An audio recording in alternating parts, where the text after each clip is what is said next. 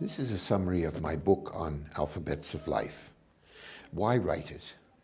It started with the feeling that the West pretends that everything starts in the West and starts on the coast of the Mediterranean.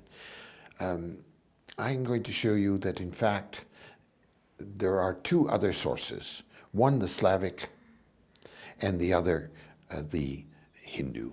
The general notion in the West is that there was something called a Proto-Semitic alphabet that led to a North Semitic alphabet that led to Aramaic, and that led to Brahmi. So all the Eastern languages are supposed to come from the coast of the West Mediterranean.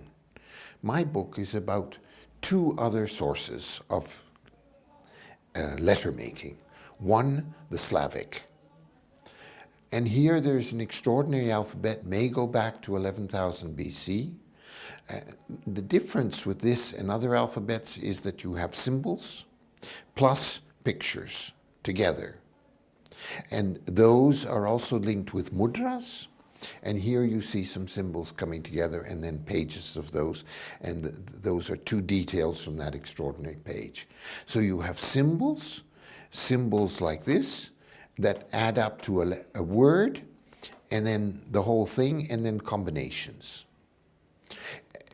If we take those letters together, we actually have all the letters of the English alphabet.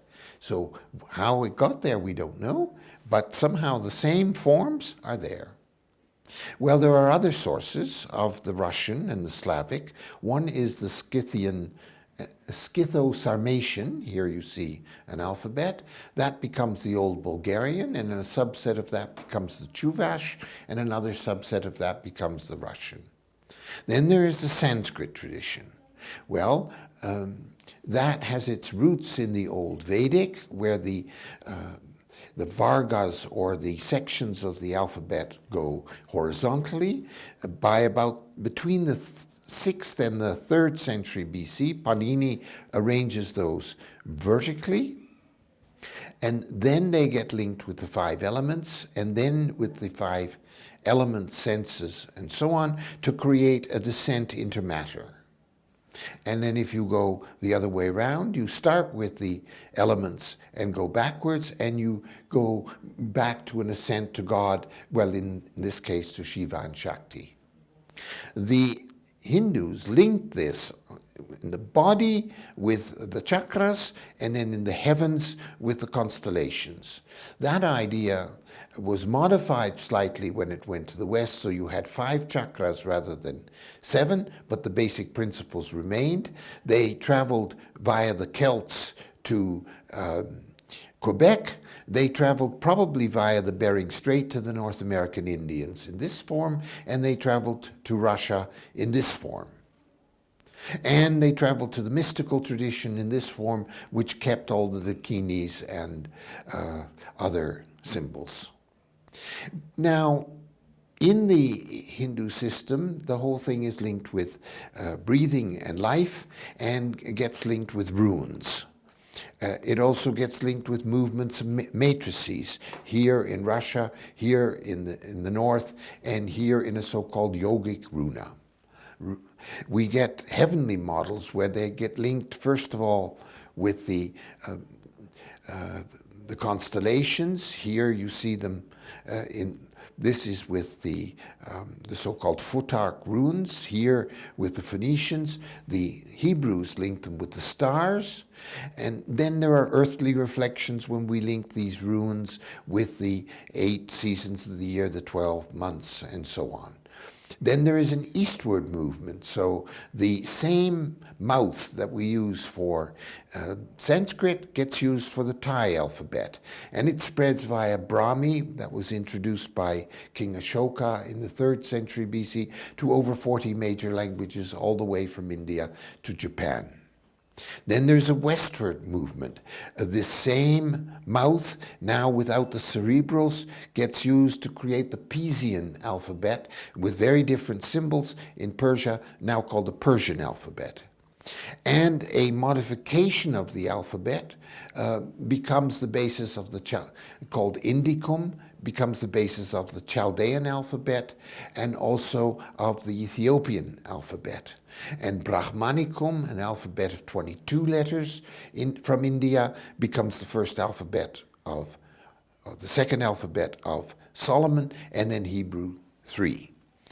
Here, Indian 2 gets linked with these letters in Ethiopia.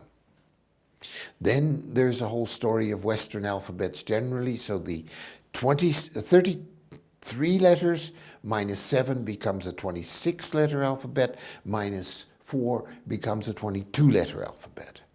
Then there are classes of alphabets.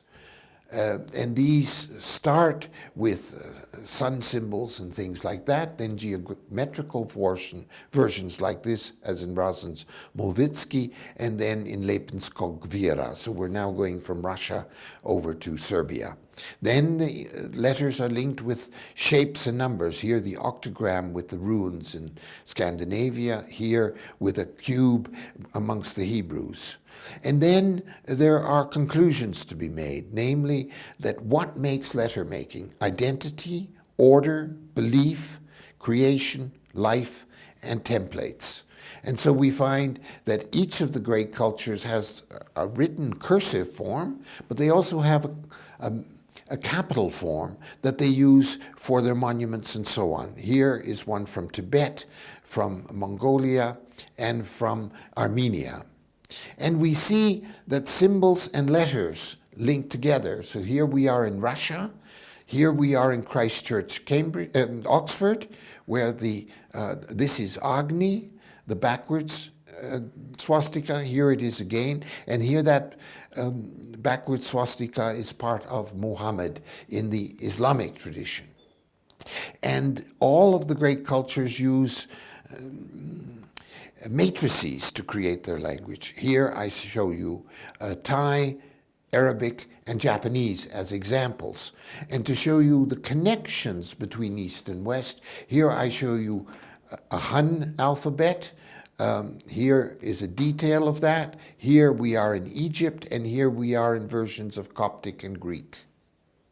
So standing back, we have Sanskrit, which affects not only Indo-European, which we all know, but of the 10 languages, it affects 8 of them. So something like 88% of all alphabets have some influence from Sanskrit. And if we look at the world then as a whole, and in a simple way, we have 3 great thrusts. Indo-European, which gives us Sanskrit, Hindu, Greek, Latin, and English. The Sino-Tibetan that gives us Chinese and Tibetan, and finally Afro-Asiatic that gives us Arabic. And we see then, concluding, that there are 2 fundamental thrusts. In Asia and Middle Asia, we have letters that are part of symbols, like this one, the symbol for life, which we see here in carpets, which then become symbols like this in the Russian alphabet and become like this in a ground plan of a major city.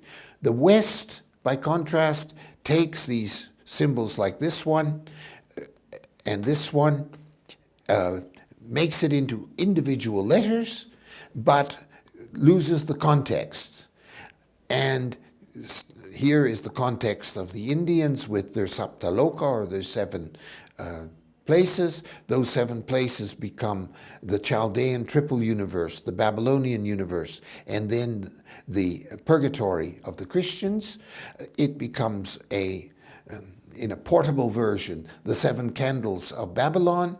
That becomes the 7 candles of the Christians, which then becomes a way of saying the 7 letters, the 7 notes, the 7 metals, the 7 days of the week, and 7 liberal arts. We create a wonderful cosmological system for everything, but we lose the context of the links between letters and symbol making. Thank you.